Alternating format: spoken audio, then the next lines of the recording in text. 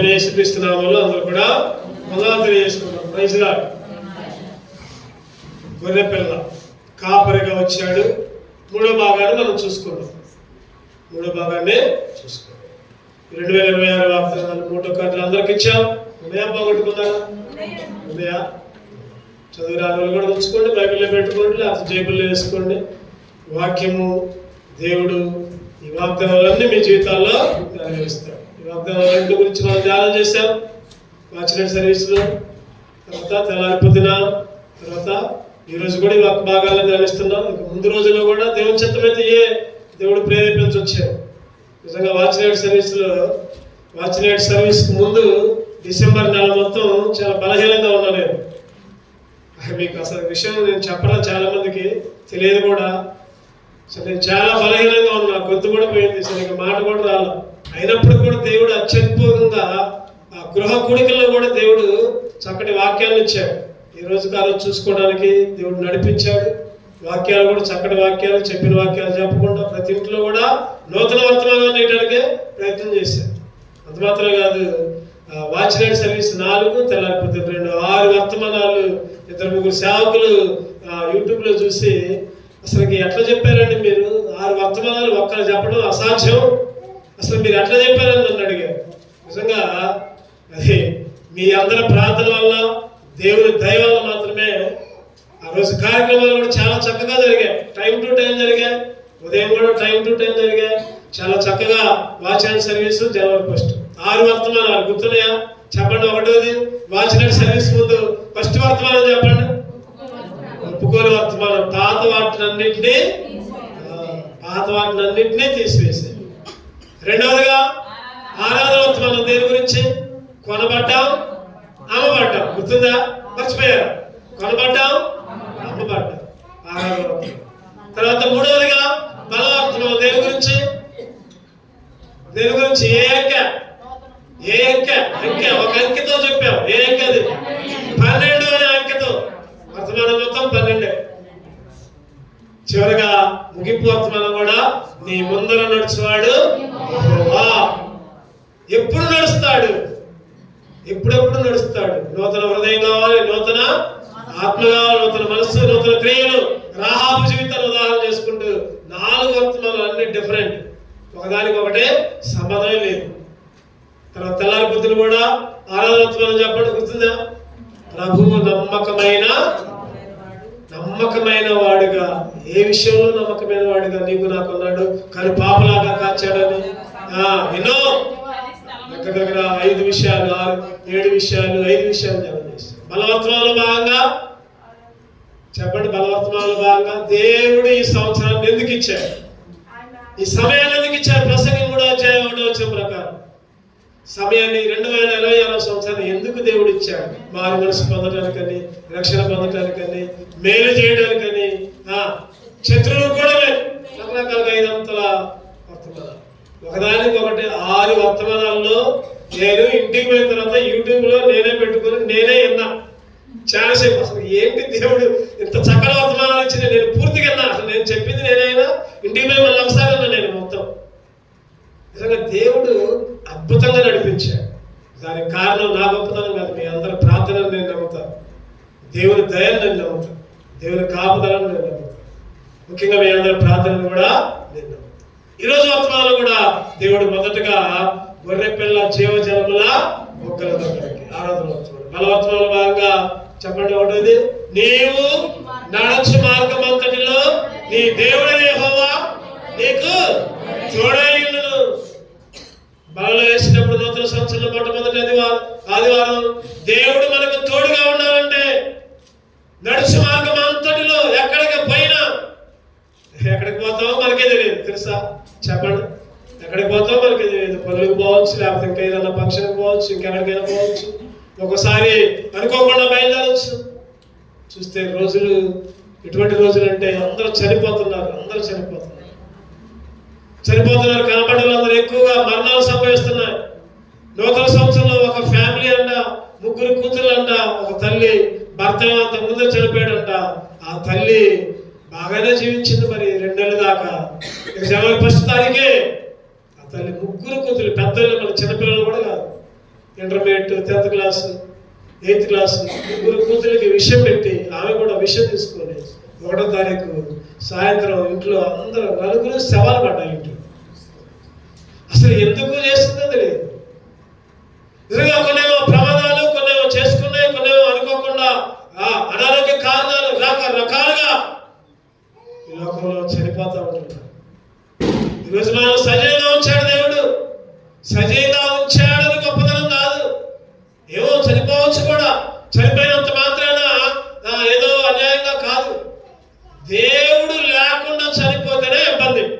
చెప్పండి, చనిపోయినా మంచిదే. ఎప్పుడు మంచిదంటే దేవుని కలిగి ఉండే రక్షణ, మారుమనస్సు, బాప్తిస్మం అనే అనుభవాలు కలిగి ఉండే చచ్చిపోయినా మంచిదే. అందుకనే పౌలు గారు అంటారు, నా మట్టుకైతే బ్రతుకుట క్రీస్తే, చావైతే లాభం. ఈరోజు ఏదో ఒకరోజు చనిపోవాల్సిందే. దేవుణ్ణి కలిగి ఉండి చనిపోతే మంచిది. దేవుడు లేకుండా చనిపోతే నిత్య నరకం, అగ్నిగుండం, పాతాళం.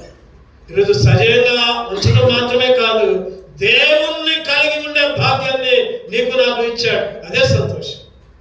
సజీవంగా ఉన్నంత మాత్రాన దేవుడు లేకుండా ఉంటే చాలా నష్టపోతాం మనం. రక్షణ లేకపోతే, మారుమనస్సు లేకపోతే, బాప్తిస్మం అనుభవం లేకపోతే నష్టపోతాం. అగ్నిగుండానికి వారసులుగా పిలవబడతాం.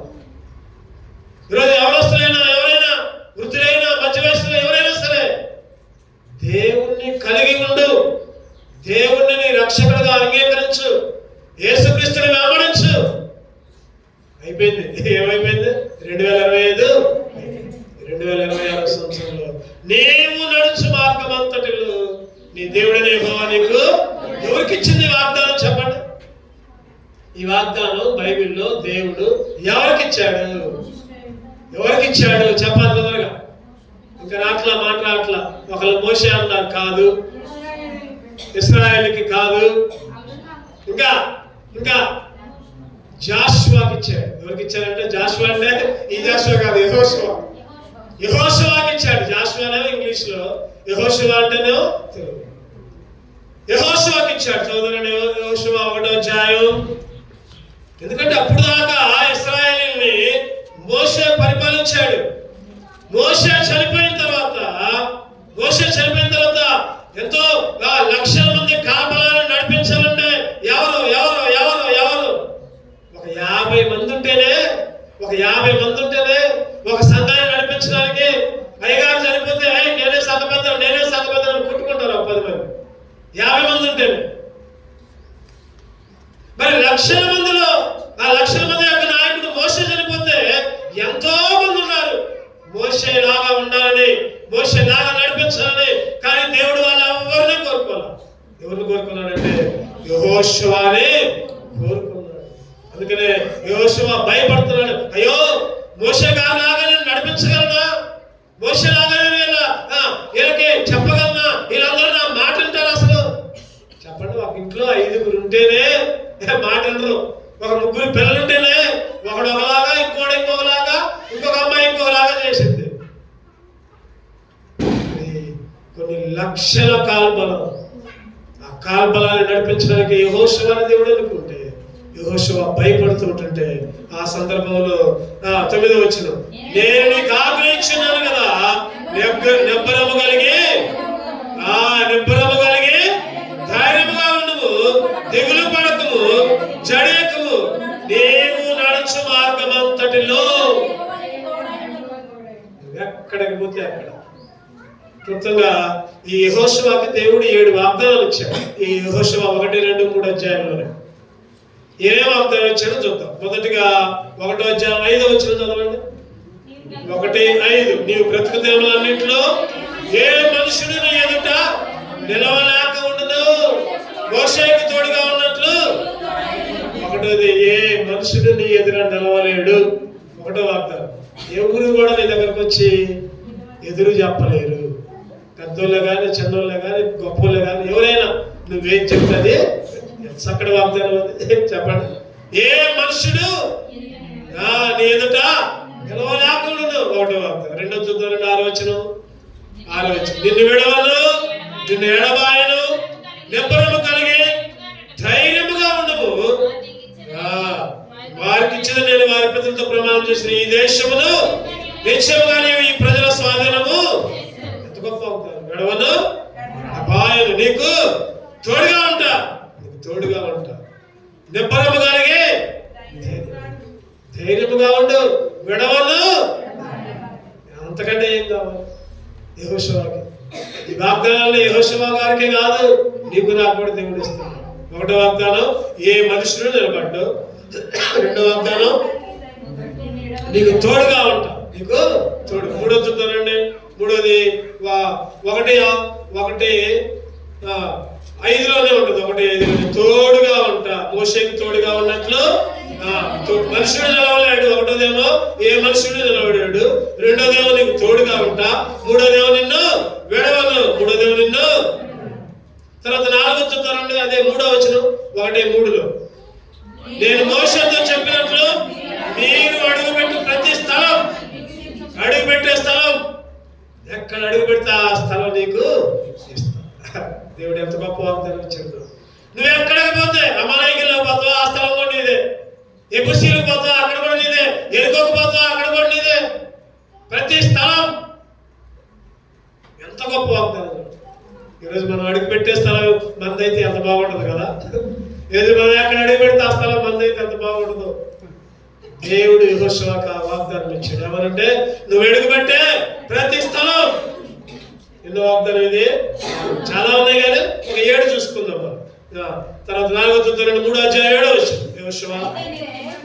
యెహోషువ 3వ అధ్యాయం 7వ వచనం. అప్పుడు యెహోవా యెహోషువతో ఇట్లనెను, నేను మోషేకు తోడైనట్లు నీకును తోడైందునని ఇశ్రాయేలీయులందరూ ఎరిగినట్లు నేను వారి కన్నుల ఎదుట నిన్ను గొప్ప చేదును. వారి కన్నుల ఎదుట నిన్ను గొప్ప, వాళ్ళ దగ్గర నిన్ను గొప్ప చేస్తా. చూడండి ఎంత గొప్ప ఆశీర్వాదం. అప్పుడు దాకా వారే పిల్లగాడు నీకేం తెలుసురా అన్నారు.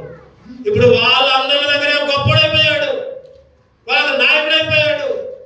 వాళ్ళ కన్నుల ఎదుటనే గొప్ప చేస్తా, చేయ మొదలు పెట్టెదను. వాగ్దానం ఇచ్చిన వాడు యెహోషువని గొప్ప చేశాడు. ఇంకోటి చూద్దారండి. 5వ 6వ 8వ 4వ అధ్యాయం 14వ వచనం. 4:14 ఆదిలో యెహోవా ఇశ్రాయేలీయులందరినీ యెహోషువను గొప్ప చేసిన కనుక వారు మోషేని గౌరవపరిచినట్లు బతుకు దినములన్నిటిలో గౌరవం. యెహోషువకి ఏ వాగ్దానం ఇచ్చారంటే మోషేకి ఎంత గౌరవం ఉంటుందో నీకు కూడా అంతే.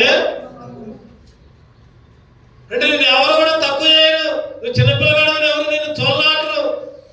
మోషేని ఎట్లా గౌరవించారు నిన్ను కూడా అట్లనే గౌరవించాడు చేస్తా. 7వదిగా 6వ అధ్యాయం 27వ వచనం. 6వ అధ్యాయం 27వ వచనం. యెహోషువకు తోడైన గనుక అతని కీర్తి దేశమంతటా యెహోషువ పేరుని బట్టి చేశాడు. అంతకుముందేమో ఆ ఊర్లోనే తెలియదు యెహోషువ అంటే, ఆ ఊర్లోనే తెలియదు. ఇప్పుడు దేశమంతటా యెహోషువ కీర్తి ఏమైందంట? యెహోషువ కీర్తి దేశమంతటా వ్యాపించను. ఇంకా చాలా ఉన్నాయి. 7 అంతల వాగ్దానాలు చెప్పండి. ఒకటోది ఏ మనిషి కూడా నిలవలేడు. రెండోది తోడై ఉంటా. మూడవది విడవను ఎడబాయను. 4వది గొప్ప చేస్తా. 5వది గౌరవం కలగజేస్తా. 6వది దేశమంతా. ఒకటి మర్చిపోయిన మధ్యలో ప్రతి స్థలంలో అడుగుపెట్టిందల్లా నీకే 7 అంతలా. ఆ రోజు మోషేకే కాదు, యెహోషువకే కాదు, ఈరోజు నీకు నాకు కూడా ఈ 2026వ సంవత్సరంలో, ఈ నూతన సంవత్సరంలో ఈ 7 వాగ్దానాలు దేవుడు నీకు నాకు ఇవ్వడానికి సిద్ధంగా ఉన్నాడు. నిన్ను గొప్ప చేస్తా ఉంటున్నాడు, నీకు తోడుగా ఉంటున్నాడు, విడవను ఎడబాయని ఉంటున్నాడు. నువ్వు ఎక్కడున్నా, ఉద్యోగంలో ఉన్నా, కాలేజీలో ఉన్నా, చదువుకుంటున్నా, పొలంలో ఉన్నా, ఇంట్లో ఉన్నా, ఎక్కడున్నా ఈ 7 వాగ్దానాలు దేవుడు నీ పట్ల నెరవేర్చడానికి సిద్ధంగా సిద్ధంగా ఉన్నాడు, గౌరవిస్తా ఉంటున్నాడు, గొప్ప చేస్తా ఉంటున్నాడు. దేశమంతా నీ కీర్తి వ్యాపిస్తా ఉంటున్నాడు. ప్రతి స్థలాన్ని దేవుడు నీకు ఇస్తా ఉంటున్నాడు. ఎప్పుడు? అది ముఖ్యం. ఇస్తానంటున్నాడు, మంచిదే. ఎప్పుడు ఎప్పుడు ఎప్పుడు ఇస్తాడు? ఏంటి? ఎప్పుడు ఇస్తాడు? ఎప్పుడు ఇస్తాడు? పిల్లలకి ఆటల పోటీలు పెట్టిన తర్వాత అరే మీ అందరికి ప్రైజులు ఎత్తున్నారంటే వాళ్ళు ఎదురు చూస్తా ఉంటారు. ఎప్పుడు సార్ ఇచ్చేది? ఎప్పుడు ఇస్తారు సార్ ప్రైజులు? ఎప్పుడు ఇస్తారు సార్? ఆ జాయి కంట గోల్డ్ మెడల్ వచ్చిందంట. ఒకసారి ఇంటికి పోతే ఎక్కడెక్కడో తెచ్చి చూపెడుతుంది నాకు. జాయిసీకి గోల్డ్ మెడల్ వచ్చిందంట. కొంచెం ఎంత సంతోషం వాళ్ళకి అసలు. చిన్నపిల్లలకి బహుమానాలు అంటే ఎంత సంతోషము. చిన్నది ఇచ్చినా సరే, చిన్న బాక్స్ ఇచ్చినా సరే వచ్చిన వాళ్ళందరూ చూపిస్తారు నాకు స్కూల్లో ప్రైజ్ వచ్చింది. ఈరోజు దేవుడు నీకు నాకు కూడా అవన్నీ వేయడానికి సిద్ధంగా ఉన్నాడు. ఎప్పుడు ఇస్తాడు అవన్నీ? ఎప్పుడు ఇస్తాడంటే కొన్ని విషయాలనే పాటించాలి. దేవుడు చెప్పిన విషయాలు కొన్ని లోబడాలి. ఏ సందర్భాల్లో ఇస్తాడు? యెహోషువ ఎక్కడెక్కడ లోబడ్డాడు క్లుప్తంగా కొన్ని విషయాలు ధ్యానం చేద్దాం.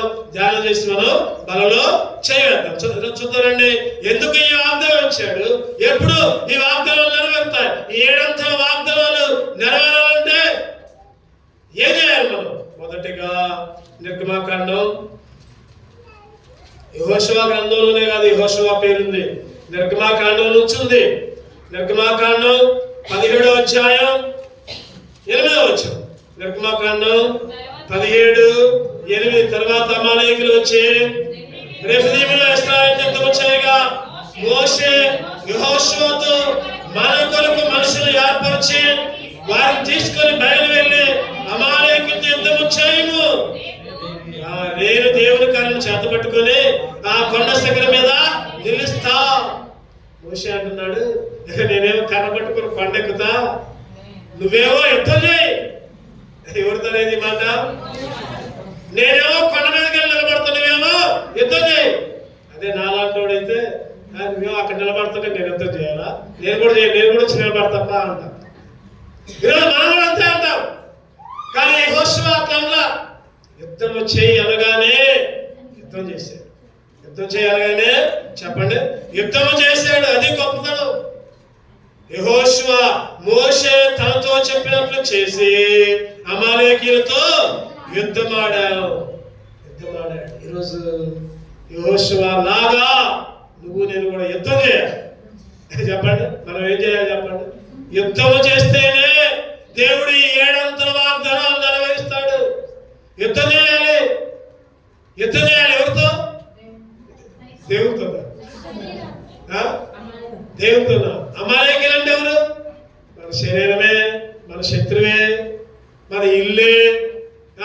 ఇంకో మాట చెప్పాలంటే మన బంధువులే, ఇంకో మాట చెప్పాలంటే భర్తే, ఇంకో మాట చెప్పాలంటే భార్యే, ఇంకో మాట చెప్పాలంటే పిల్లలే, కుటుంబమే. అన్నిటితో యుద్ధం చేయాలి. ఈరోజు మందిరంలో ఉన్నామంటే, దేవుని మందిరంలో గడుపుతున్నామంటే యుద్ధం చేస్తున్నాం కాబట్టి మందిరంలో ఉంటున్నాం. సైతాన్తో, లోకంతో, అందరితో యుద్ధం చేస్తున్నాం. యుద్ధం చేయాలి. ఒక వంట మా దేవుని మందిరం కొరకు యుద్ధం చేయాలమ్మా, నీ భర్తతో అయినా ఎదిరించి మందిరంలోకి రావాలమ్మా అని పాస్టర్ గారు చెప్పారు.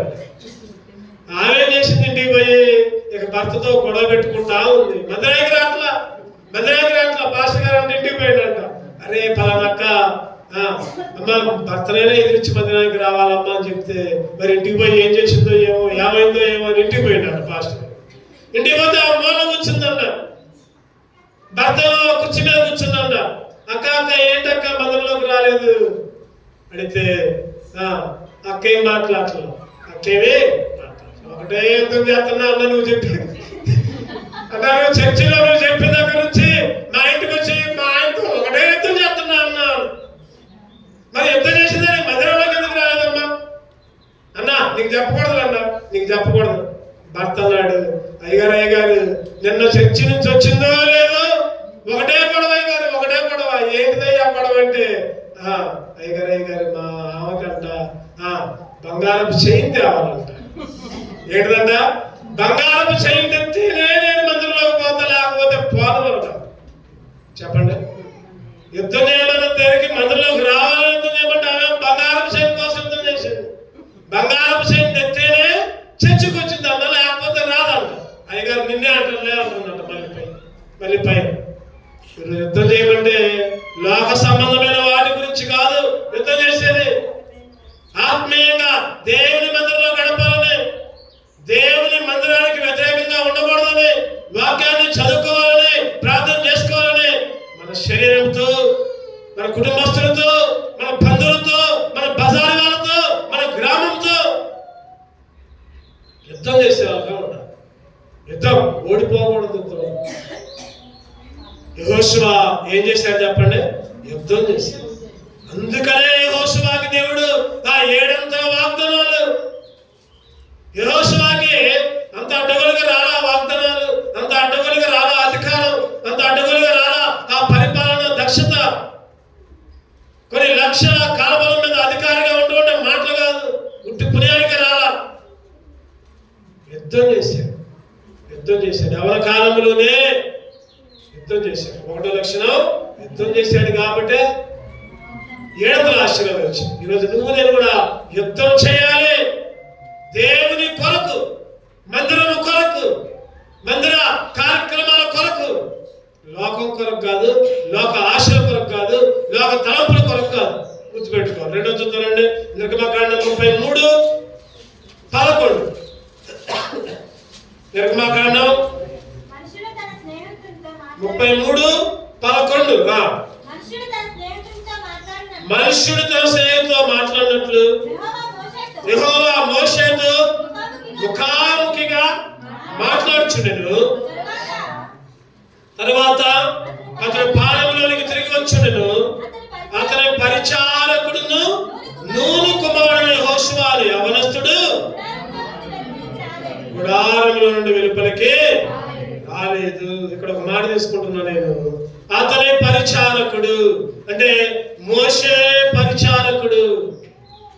యెహోషువ 1వ లక్షణం యుద్ధం చేశాడు.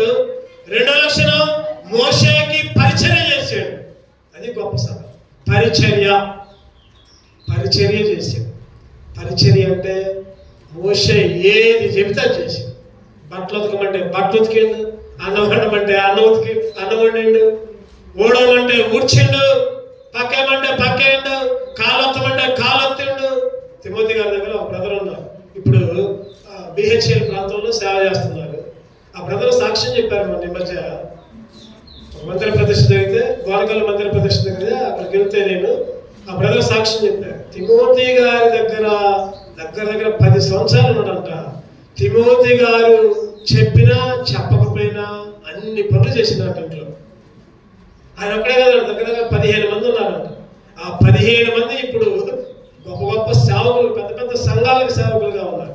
వాళ్ళందరూ సాక్ష్యం చెబుతున్నారు.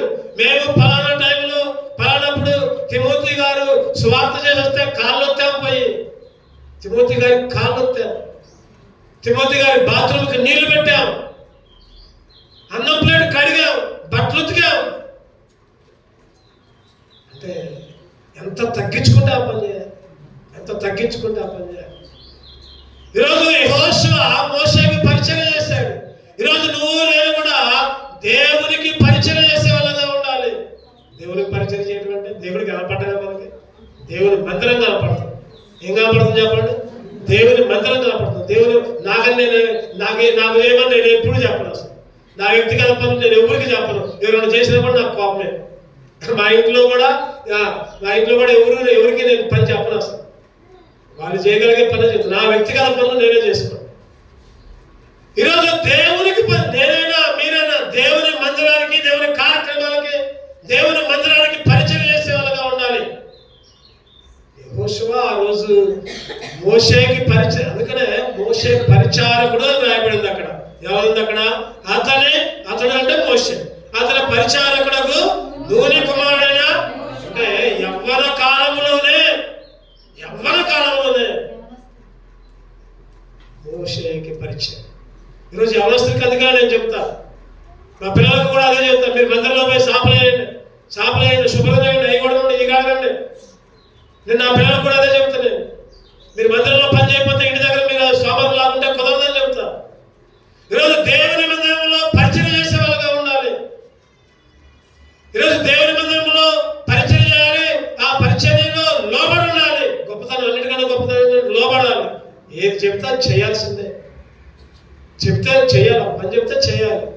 అది చేయండి నేను నీకు తెలియదు అట్లా అనకూడదు.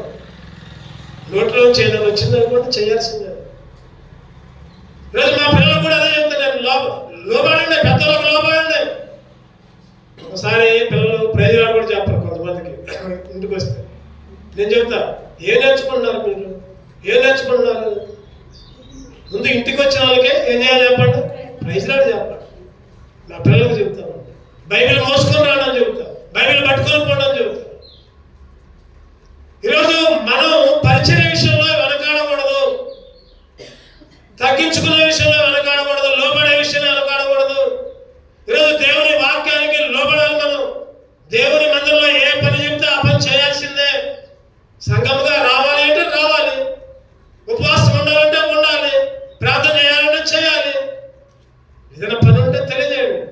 నేను మందిరానికి రాకపోయినా పర్వాలేదు కానీ నేను చాలాసార్లు చెప్తాను, ఆదివారం మందిరానికి రాకపోయినా, ఉపవాస కూడికలకు రాకపోయినా, మీరు రాకపోయినా పర్వాలేదు, మీ పనులు ఉంటాయి కాదన్ను.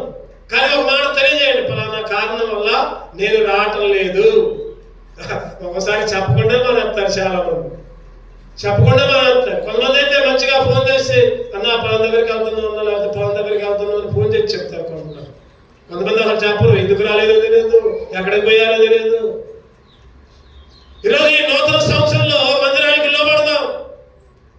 మందిరాన్ని నాకు కాదు, నాకు చెప్పడం అంటే దాంతో ఏంటంటే నేను దాన్ని మనసులో ఉంచుకొని ప్రార్థనలో పడతా. అవసరమైతే మీరు ఎక్కడికి పోతున్నారు, ఏం చేస్తున్నారు, మందిరానికి రాలేదు, నాకు ఒక పలానా వాళ్ళు ఎందుకు రాలేదు అని నాకు దిగులు ఉండదు లోపల.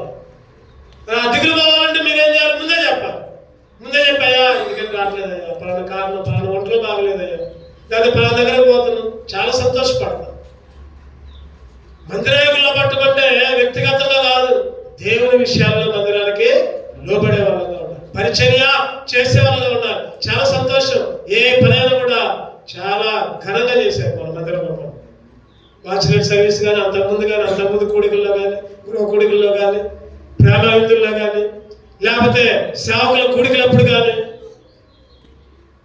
ఘనంగా చాలా అందరూ మెచ్చుకుంటున్నారు. అందరూ భలే చేశారే మీ వాళ్ళు, మీ సంఘం వాళ్ళు భలే చేశారు. ఫోటోలు క్రిస్మస్ రోజు ఫోటోలు పెట్టాను, నేను గ్రూప్లో పెట్టా, పాస్టర్ల ఫెలోషిప్లో కూడా పెట్టా. ఎక్కడెక్కడో చేసి ఫోన్ చేసి భలే గ్రాండ్గా జరిగిందిగా మీ దగ్గర, భలే చేసుకున్నారుగా, అన్ని ఫోటోలు కలిపి జనవరి 1కి అంతే పెట్టినాం, క్రిస్మస్కి అంతే పెట్టినాం, ఏదైనా గృహ కూడికలు కూడా అంతే పెడతాం. ఈరోజు దేవుని విషయంలో ఘనముగా ఉండాలి, దేవుని పరిచర్య విషయంలో, దేవుని పని విషయంలో.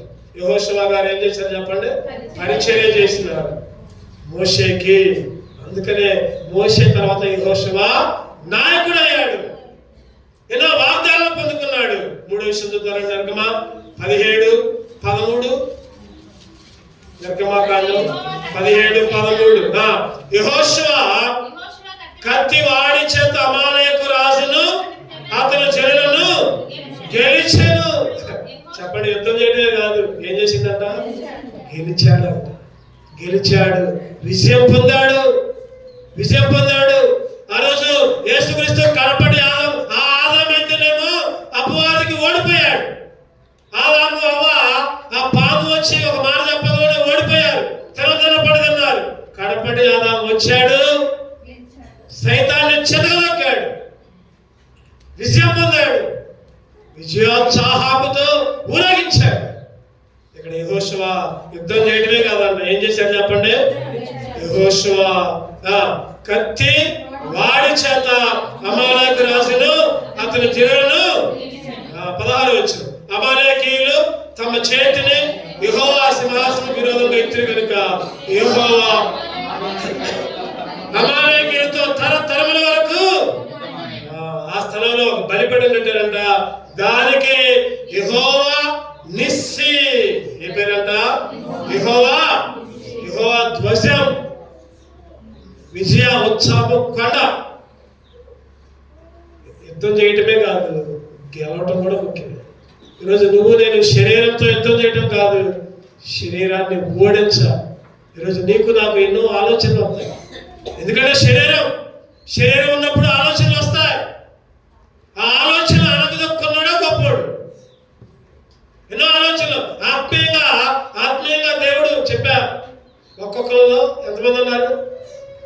ప్రతి ఒక్కరిలో ఇద్దరు ఉంటారు. శరీరం ఉంటుంది, ఆత్మ. శరీరం ఉంటుంది, శరీర కోరికల్ని అణగదొక్కి ఆత్మీయ కోరికల్ని వెంబడించిన వాడే నిజమైన క్రైస్తవుడు. ఎన్నో ఉంటాయి శరీరంలో. లోకంలో అది చేద్దాం, ఇది చేద్దాం, అది చేద్దాం, తిందాం, తాగుదాం, ఎంజాయ్ చేద్దాం, పాపం చేద్దాం ఉంటుంది. దాన్ని అణగదొక్కేవాడే, అంటే దాని మీద గెలిచినోడే గొప్పడు. ఇంట్లో కూడా ఎన్నో పనులు ఉంటాయి, బంధువులు వస్తారు, లేకపోతే అవి ఉంటాయి, ఇవి ఉంటాయి, రకరకాల పనులు ఉంటాయి. వాటినన్నిటినీ గెలిచి మందిరంలోకి వచ్చిన వాళ్ళే గొప్పలు. వాటి మీద ఓడిపోయి ఇంటి పనుల్లో ఉన్నాం అనుకోండి, గెలిచినట్టు కాదు, అది ఓడిపోయినట్టే. లేకపోతే ఇంకేదన్నా ఫంక్షన్ ఉండే, లేకపోతే ఇంకేదన్నా ఉండే ఎక్కడికన్నా పోయామనుకోండి, ఓడిపోయిన వాళ్ళమే. వాటినన్నిటినీ కూడా గెలిచి కత్తివాడి చేత, వాక్యమనే కత్తి చేత గెలిచి మందులోకి. యెహోషువ చెప్పండి, 3 పనులు చేశాడు. ఒకటోదేమో యుద్ధం చేశాడు, రెండోదేమో పరిచయం చేశాడు, మూడోదేమో యుద్ధాన్ని గెలిచాడు. 4వ చదవండి, ముగించుకుందాం ఒక 5 నిమిషాల్లో. యెహోషువ 7వ అధ్యాయం 19వ వచనం. యెహోషువ 7వ అధ్యాయం 19వ వచనం. అప్పుడు యెహోషువ ఆకానుతో, నా కుమారుడా, యెహోవాకు మహిమను చెల్లించి ఆయనను ఒప్పుకొని నీవు చేసిన దానికి మరుగు చేయక నాకు తెలుపమని నిన్ను వేడుకొలుచున్నాను. ఆకాన్ దగ్గర పోయి వేడుకుంటున్నాడు, బతిలాడుతున్నాడు. అంటే ఆ పై అధ్యాయంలో అన్నింటిలో గెలిచారు, ఎరుకలు ఓడిపోయారు, చిన్నదాని మీద ఓడిపోయారు. ఎందుకు ఓడిపోయారంటే యెహోషువ ప్రార్థన చేస్తే దేవుడు చెప్పాడు, అయ్యా మీలో శాపగ్రస్తమైనది ఒకటే ఉంది, ఆ శాపగ్రస్తమైనది తీసాయి, అప్పుడే గెలుస్తారు. ఆలోచించండి. ఎక్కడుందండి ఈ మాట? 12వ వచనం. కాబట్టి ఇశ్రాయేలు శాపగ్రస్తులై తమ శత్రువులను విలువలేక తమ శత్రువుల ఎదుట వెనుకకు తిరిగిరి. శాపగ్రస్తులైన వారు మీ మధ్య ఉండకుండా మీరు వారిని నిర్మూలన చేస్తేనే తప్ప. శాపగ్రస్తమైన దాన్ని తీసేసింది యెహోషువ. బతిలాడిన ఆకాన్ దగ్గర పోయి నువ్వు ఏం చేసినావు చెప్పు, వేడుకున్నాడు. అంటే నా తలపు ఏంటంటే, యెహోషువకి ఎందుకు దేవుడు 7 అంతల వాగ్దానాలు నెరవేర్చాడంటే శాపగ్రస్తమైన దాన్ని వెంటనే తీసివేసిండు. అది గొప్ప. ఆకాను కుటుంబీకుల్ని ఏం చేశారు? ఉంచలా అక్కడ తీసిపోయారు. ఎక్కడ? కొట్టి, రాళ్ళతో కొట్టి లోయ. ఆ లోయకి ఏం పేరు పెట్టారు చెప్పండి? ఏం పేరు? ఆ పేరు కోరు లోయ. లోయలో పడేసి చంపారు, రాళ్ళతో కొట్టి చంపారు. ఈరోజు నువ్వు నేను కూడా యెహోషువలాగా శాపగ్రస్తమైంది నీ దగ్గర, నా దగ్గర, మన దగ్గర ఏదైనా ఉంటే తీసి రాళ్ళతో కొట్టి చంపి లోయలో పడేయాలి. అంతేగాని జేబులో పెట్టుకోకూడదు. దేవునికి వ్యతిరేకమైన దాన్ని ఏదైనా నీ చూప, నీ మాట, నీ నడక, లేకపోతే నీ ఇంట్లో ఇంకేదైనా ఉందా, దేవునికి ఇష్టమైనది ఏదైనా ఉందా, అవన్నీ, లేకపోతే నీ గర్వమా, లేకపోతే నీ అవిధేయత, లేకపోతే ఇంకా రకరకాల శారీరక డంబాలా, ఏం చేయాలి? ఎన్ని కూడా తీసివేసి చంపేయాలి, రాళ్ళతో కొట్టి పడేయాలి. అంటే శాపగ్రస్తమైన దాన్ని తీసేయాలి.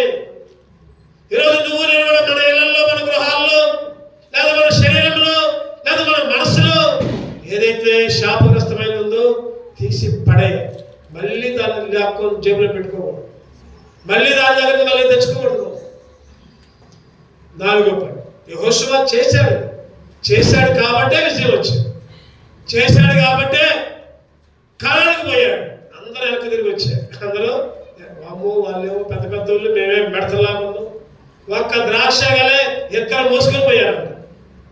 మనమైతే ఒక ఎంతో, నేను ఒక ఎంతో తెచ్చిపోతాను చూడాలి.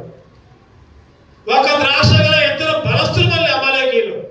వాళ్ళ దృష్టికి మేము మెడతల్లాగా కనపడ్డామని చెప్పుకుంటుంది. అక్కడ ఇద్దరు మాత్రమే, కాలేబు, యెహోషువ మాత్రమే ధైర్యంగా వచ్చారు.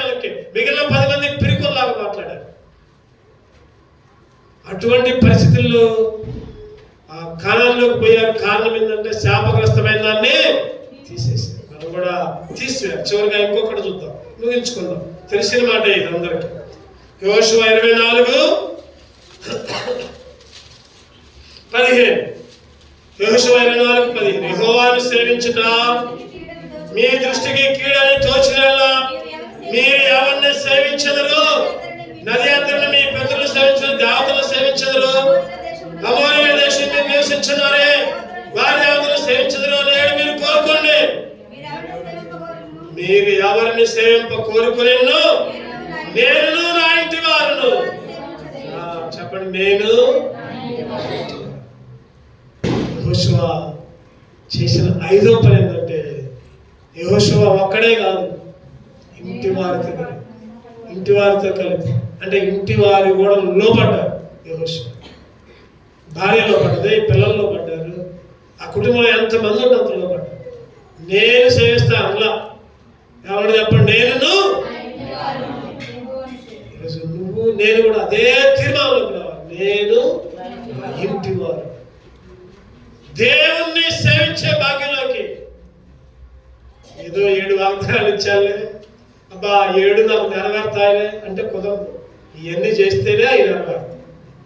ఈ 5 పనులు నువ్వు నేను చేస్తేనే నేను నా ఇంటి వారును. కొడుకు అనలా, నువ్వు చెబితే నా పేరు ఎందుకు చెబుతున్నావు, నువ్వు సేవించుకో, నన్ను ఎందుకు చెబుతున్నావు అనలా. కొడుకు కూతురు అనలా, లేదా భార్య అనలా, లేదా తల్లి అనలా, తండ్రి అనలా. 23:1 ఇశ్రాయేలు కంట యెహోషువ పరిపాలించే రోజులంట నెమ్మదిచ్చినాయి. చదవండి. 23 చుట్టూ వారి శత్రువుల్లో ఎవరినో వారి మీదకి రాకుండా యెహోవా ఇశ్రాయేలుకి నెమ్మది కలుగజేసిన. నెమ్మది కలుగజేసింది. ఎందుకు? యెహోషువ కానీ, ఇశ్రాయేలు దేశానికి కానీ, ప్రజలకు కానీ ఎవరు తరిమి రాలా. ఈరోజు నీకు నాకు మన కుటుంబాలకి నెమ్మది రావాలంటే సంతోషం రావాలంటే, సమాధానం రావాలంటే దేవుడిచ్చిన ఆజ్ఞల్ని వెంబడించాలి. దేవుడు చెప్పే ప్రతి మాటలు లోబడాలి. ఇక్కడ 5 విషయాల్లో యెహోషువ లోబడ్డాడు, సేవించాడు కుటుంబంతో కలిపి. ఎప్పుడైతే ఈ అనుభవంలోకి మనం వస్తామో, ఈ 5 అంతల అనుభవంలోకి వస్తామో, మనం ప్రభా గడిచిన సంవత్సరం ఈ 5 అంతల అనుభవాలు లేవు నాయన నాకు. ప్రభా నేను కూడా అప్పుడప్పుడు సేవించలేకపోతాను, నేను నా కుటుంబం సేవించాలను. ఈ నూతన సంవత్సరంలో అటువంటి భాగ్యాన్ని నాకు ఇయ్యయ్యా అని దేవుని అడగాలి. వాళ్ళ దగ్గర దేవుని మొరపెట్టాలి. చెప్పండి. 5 అంతలు. ఒకటోది యుద్ధం చేయాలి. శరీరంతో, శరీర కోరికలతో, రక్త సంబంధికులతో, కుటుంబస్తులతో కూడా దేవుని కార్యాల కొరకు, సొంత కార్యాల కోసం కాదు, దేవుని పని కొరకు యుద్ధం.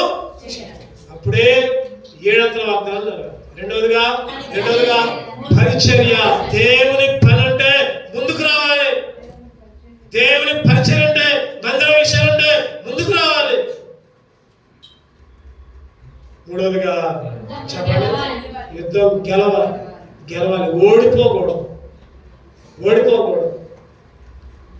ఓడిపోకూడదు, గెలవాలి. మన శరీరం మీద గెలవాలి, మన చూపుల మీద గెలవాలి, మన ఆలోచన మీద గెలవాలి. మన ఆలోచనలో మనలో ఉన్న 2వ వాడైతే గడిచేమాకు, నీకేం తక్కువ, నువ్వు అంత మాట్లాడమాకు, వాళ్ళు పలానప్పుడు పలానా మాట ఉన్నారు, వాళ్ళ ఇంటికి వెళ్ళి బాబాకు. ఎవరనేది? మనలో ఉన్న 2వ వాడే అంటారు. మన ఆత్మలో ఉన్న 2వ ఆత్మ అంటారు. ఇంకొక ఆత్మ ఏమో తగ్గించుకో, దేవుని బిడ్డగా తగ్గించుకో, లోబడు, ఎల్లు. ఇంకొక ఆత్మ అంటారు. ఈ రెండింటిలో ఎవరికి గెలవాలి చెప్పండి? దేవుని ఆత్మ గెలవాలి. అప్పుడే 7 అంతల వాగ్దానాలు. ఇంకోటి ఏంటంటే 4వదిగా శాపగ్రస్తం అంటే ఏయో కాదు, దేవునికి ఇష్టం లేని పనులన్నీ తీసే. చివరిగా 5వదిగా తీర్మానం. నేను దేవుణ్ణి సేవిస్తా, దేవుని మందిరంలో గడుపుతా, దేవుని సన్నిధిలో ఉంటా, దేవునికే స్తుతియాగం చెల్లిస్తా. అటువంటి 5 అంతల పనులు చేసేవారుగా మనం సరి చేసుకొని మనలో రెండు కళ్ళు మూసుకుందాం, ఒకరిద్దాం. ఒక్క నిమిషం మనమే సరి చేసుకుందాం.